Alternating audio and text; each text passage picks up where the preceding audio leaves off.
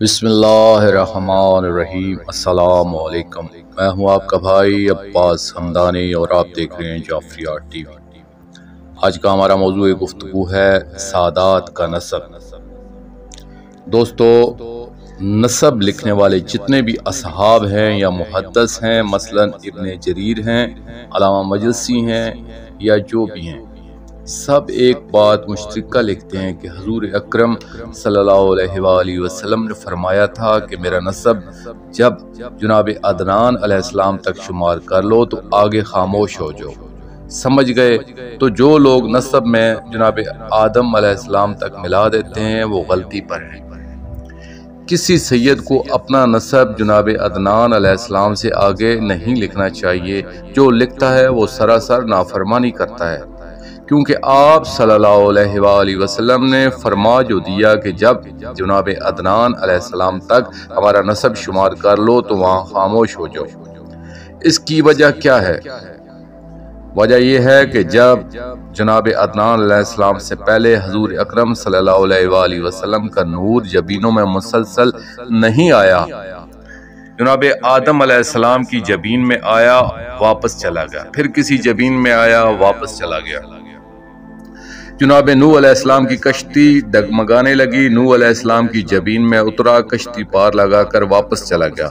تو یہ تسلسل نہیں ہے، ہم ہر پشت کو نہیں ملا سکتے، تو دو تین پشتیں چھوڑ کر چوتھی پشت جس کو اعزاز بخشا ان کی جبینوں میں آئے، پھر واپس چلے گئے۔ اسی طرح مختلف ادوار میں جبینوں کو شرف بخشتے رہے، تحفظ فرمایا اور واپس جاتے رہے۔ پھر جناب عدنان علیہ السلام پر یہ نور اس وقت اترا جب وہ شام میں تھے۔ تاریخ کے حوالے سے ہم یہ بات کہہ سکتے ہیں کہ جناب عدنان باضابطہ سیادت کی بنیاد ہے۔ میں یہ عرض کر رہا تھا کہ شام میں جناب عدنان علیہ السلام اپنے خیمہ میں موجود تھے۔ وہاں مصر کی طرف سے کچھ لوگوں نے آ کر آپ پر حملہ کیا۔ وہاں ان کے بچنے کا کوئی چانس نہیں تھا۔ آپ فوراً کوہ طور پر چلے گئے اور وہاں کھڑے ہو کر آپ نے بڑی گریہ وزاری اور رکت کے ساتھ دعا کی تو یہ نور ان کی جبین میں اترا۔ اس کی وجہ سے بچ گئے، حفاظت ہو گئی۔ جب حفاظت ہو گئی تو انہوں نے پھر گریہ وزاری سے یہ دعا کی کہ میرا خالق اب یہ نور آیا ہے تو اس کو واپس مت جانے دے، اس نور کو میری اولاد میں آگے جانے دے۔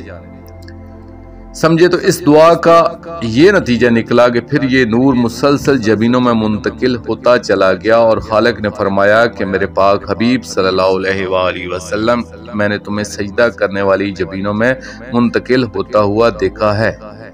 ٹھیک ہے، تو یہ ایک بات آپ کی سمجھ میں آ گئی۔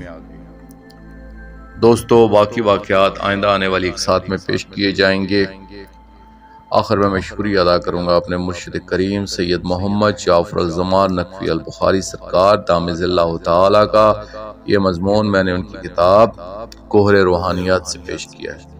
اور آخر میں اپنے پاک شہنشاہ کی بارگاہ میں دعا کریں گے، اللہ جل یا ولی المظلومین، یا امان الخائفین، یا سید السادات، یا مختار سادات، اجر اللہ تعالیٰ فرجک و صلوات اللہ علیکہ، یا ربا محمد و آل محمد صلی اللہ محمد و آل محمد واجل فرج آل محمد صلی اللہ علیہ وآلہ وسلم۔